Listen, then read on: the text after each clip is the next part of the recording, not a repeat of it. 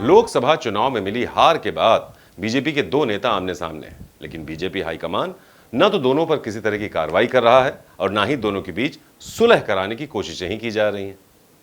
हम बात कर रहे हैं पश्चिमी यूपी के दिग्गज बीजेपी नेता और पूर्व केंद्रीय मंत्री संजीव बालियान और पूर्व विधायक संगीत सोम की। नमस्कार, मैं हूं संजीव चौहान और इस खास पेशकश में आप सबका बहुत बहुत स्वागत है।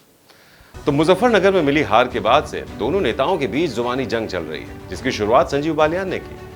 दरअसल लोकसभा चुनाव में मिली हार के बाद बालियान ने हार का ठीकरा संगीत सोम पर फोड़ते हुए कहा था कि सोम ने सपा प्रत्याशी को चुनाव लड़वाया, जिसकी वजह से बीजेपी चुनाव हार गई। फिर संगीत सोम ने आरोपों को नकारते हुए कहा कि जो बात आला कमान के सामने होनी चाहिए, यानी हाईकमान के सामने होनी चाहिए, वो मीडिया के सामने करना ठीक नहीं है। इसी बीच संगीत सोम के लेटर हेड पर एक प्रेस नोट वायरल हो गया, जिसमें संजीव बालियान पर भ्रष्टाचार के आरोप लगाए गए थे। फिर इस विवाद में मुजफ्फरनगर से सपा सांसद हरेंद्र मलिक भी कूद पड़े। मलिक ने कहा कि बालियान को खुद पर लगे आरोपों पर सीबीआई जांच करवानी चाहिए।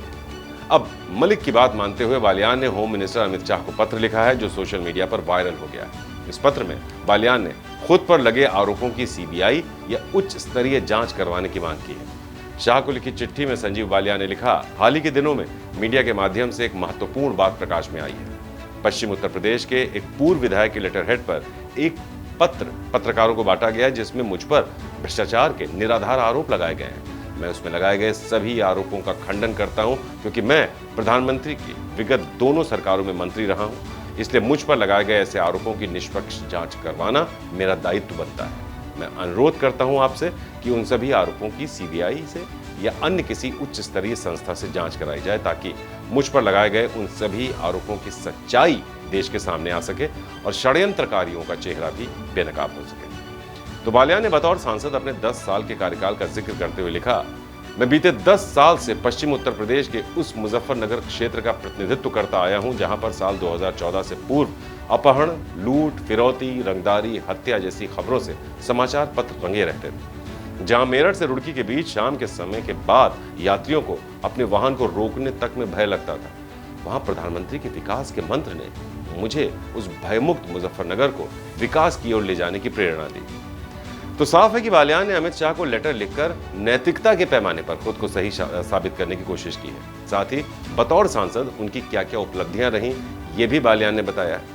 अब बड़ा सवाल ये है कि संजीव बालियान और संगीत सोम के बीच विवाद का अंत आखिर हो क्यों नहीं पा रहा है। जिस बीजेपी में अनुशासन का बोलबाला रहता है, उस पार्टी में दो नेता आपस में आखिर लड़ क्यों रहे हैं। पार्टी का हाईकमान जब से दोनों के बीच विवाद शुरू हुआ है, तब से खामोश क्यों है। ना तो अभी तक बीजेपी प्रदेश अध्यक्ष भूपेंद्र चौधरी और ना ही सीएम योगी ने इस मुद्दे पर कुछ कहा है।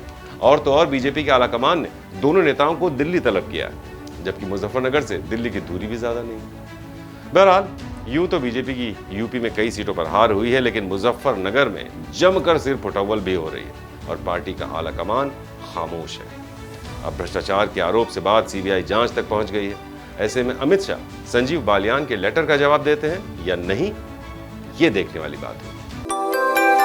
यूपी की हर खबर देखने और उनसे अपडेट रहने के लिए हमारे चैनल श्रेष्ठ यूपी को सब्सक्राइब और लाइक करें। साथ ही बेल आइकन को दबाना ना भूलें, जिससे हमारे हर वीडियो की जानकारी आप तक पहुंचती रहे।